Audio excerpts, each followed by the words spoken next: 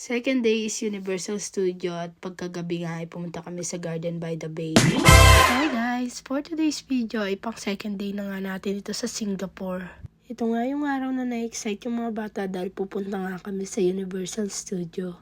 At habang iniintay nga namin yung taxi namin ay dito nga muna kami tumambay. At nung malapit na nga yung taxi namin ay sa labas na nga kami nagantay sa kanya. Kaninang pagising nga namin ay umulan nga, mabuti na nga lang at natapos na ito nung lumabas na kami. 10 AM na nga nung umalis kami dito sa hotel dahil sabi nga nung taxi driver na nasakyan namin nung gabi ay umalis nga daw kami ng after 10 para wala na nga daw rush hour. And after 20 minutes ay nandito na nga kami sa Universal Studio.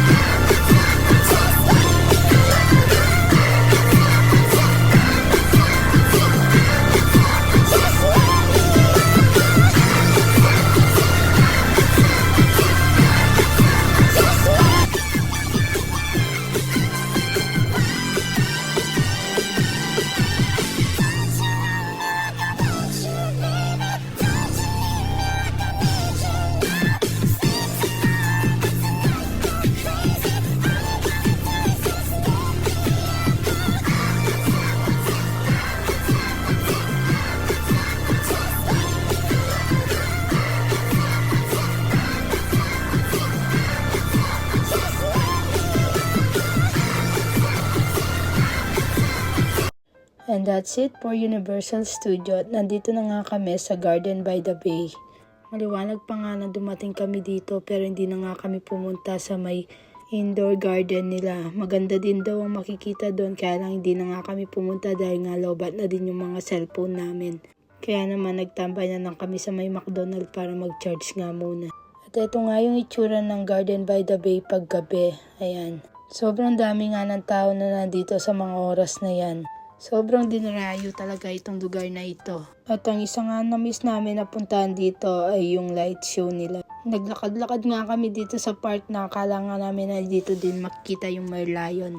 Kaya naman napatambay kami sa may playground kaya yan naglaro yung mga bata at habang kami ni Mr. FPJ nakaupo. Nalilibang nga kami sa pagtingin sa mga nagja-jogging dito. Sobrang dami nga nagja-jogging sa gabi.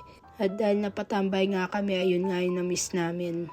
nag-start na pala yung light show at nang makarating nga kami doon ay tapos na nga ito. Pero at least nga nakita namin ito kahit sa malayuan nga lang. At siguro sobrang ganda nitong pagmasdan pag nandun ka mismo sa may baba ng mga lights na yon. Kaya naman nagdesisyon na nga kaming umalis at hindi na nga antayin yung next light show nila.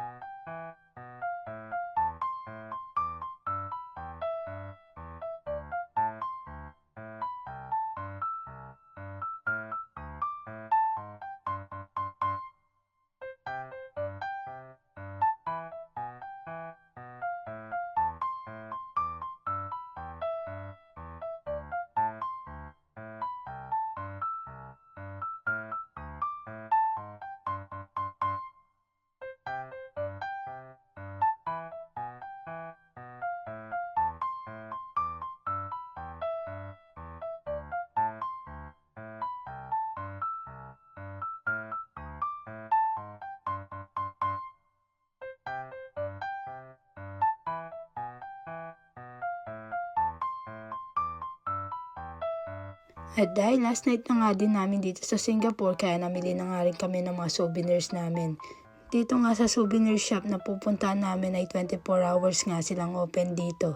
At dahil medyo may kamahalan nga yung mga paninda nila dito, kaya hindi nga din madami yung binili namin.